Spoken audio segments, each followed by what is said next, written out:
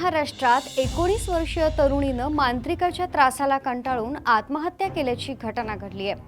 ही घटना कुठल्याही एखाद्या खेडेगावात किंवा वाड्या वस्तीतली नाही, तर ही घटना मुंबईतल्या वसईमध्ये घडली आहे। त्यामुळेच अनेकांनी भुवया उंचावल्यात।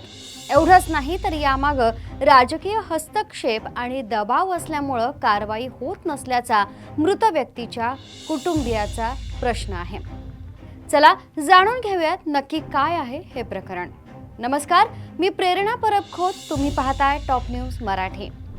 खरं तर 19 वर्षीय रेवती निळे या तरुणीनं 28 एप्रिल 2025 रोजी विष पिऊन आत्महत्या केली होती। वसईतल्या मांत्रिकाकडून होणाऱ्या त्रासाला कंटाळून तिनं आत्महत्या केली असल्याचं बोललं जात आहे। या मांत्रिकाचं नाव अजय राणा। आता या मांत्रिकाचा मुलगा आयुष राणा याच्याशी रेवतीचे प्रेमसंबंध होते। मात्र तुझ्या कुंडलीमध्ये मृत्यू योग आहे, तू खालच्या जातीची आहेस, त्यामुळे माझ्या मुलासोबत तुझं लग्न होऊ शकत नाही, असं अजय राणा यानं रेवती आणि आयुष यांच्याबाबत सांगितलं होतं। आणि याच कारणानं नैराश्यात येऊन रेवतीनं आत्महत्या केली होती असा आरोप रेवतीच्या कुटुंबियांनी केलाय। खरं तर पोलिसांनी या आत्महत्या प्रकरणात तपास करणं गरजेचं असताना उलट पोलीस आम्हालाच त्रास देत आहेत असा आरोप मृत तरुणीच्या कुटुंबियांनी केलाय। वसई पोलीस ठाण्यात मांत्रिक आणि त्याच्या मुलाच्या विरोधात गुन्हा दाखल करण्यात आला आहे। गुन्हा दाखल केल्यानंतरही वसई पोलिसांनी योग्य ती कारवाई केली नाही।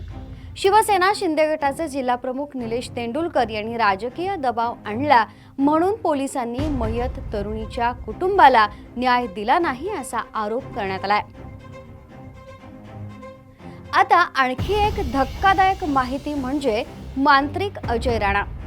हा मांत्रिक वसईच्या किल्ल्यात असलेल्या मंदिरात अनधिकृतपणे ठाण मांडून जादूटोणा करतो अशी माहिती आहे। पोलिसात त्याचे चांगले संबंध असल्यामुळे पोलिसही त्याच्यावर काही कारवाई करत नाहीत असं देखील आरोप होतोय।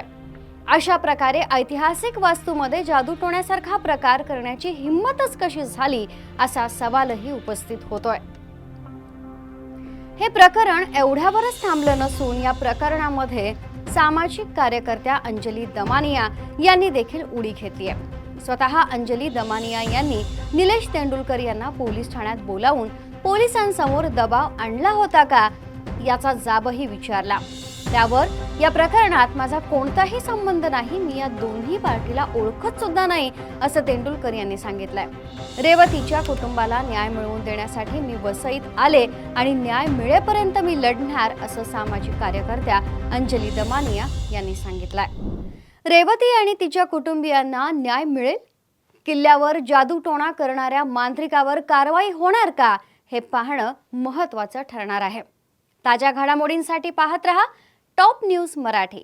आपला महाराष्ट्र, आपली बातमी। विद्यादानाची उज्ज्वल परंपरा असलेलं विद्येच्या माहेरघरातील आदर्श विद्यापीठ टिळक महाराष्ट्र विद्यापीठ पुणे 2025-26 या शैक्षणिक वर्षासाठी प्रवेश सुरू। BSc AI and ML, BSc data science आणि MSc डेटा सायन्स अत्याधुनिक सुविधा असलेले ISO 21001 मान्यता प्राप्त टिळक महाराष्ट्र विद्यापीठ पुणे। अधिक माहितीसाठी संपर्क 922300 2070 किंवा 922300 2071।